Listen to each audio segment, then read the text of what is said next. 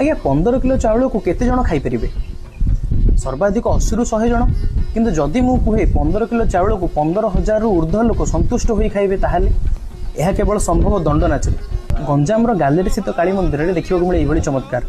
7 गौणी अर्थात हाराहारी 15 किलो चाउल हजार हजार लोक मैंने प्रसाद पाई तृप्त होता। यही कथा को अविश्वास कर एकदा एक ग्रामर लोक मैंने माँ को परीक्षा करने दंड नाच समय प्रसाद सेवन पर इच्छा प्रकाश कले। किंतु आश्चर्यर विषय से 7 गौणी ही दंडुआ समेत अन्य समस्त ग्रामवासी यही प्रसाद को पाई तृप्त होते एवं निजर भूल पाई माँ पाखे क्षमा प्रार्थना करते माँ को शरणापन्न होते। माँ पीठ में उष्णा धान अर्थात क्षीर में सीझा जाइए धान गजा हुए, भजा मुग गजा हुए, शुखिला काठ कंचा हुए एवं अपुत्रिक संतान लाभ करती। यही चमत्कार वर्तमान सुधा माँ पीठ में देखा मिलूँ। माँ पाखे समस्त मनस्कामना पूर्ण होगा नहीं विश्वास रही। यही विश्वास को आधार कर कहीं दूर भक्त मैंने माँ पाखक दंड नाच देखा आसती। आपण मैंने विषय जानी कि जदि जानी नथिले माँ पाखक जातु, माँ को शरणापन्न हूँ और यही चमत्कार भुक्तभोगी हूँ। दंड नाच संपर्क अन्य सब तथ्य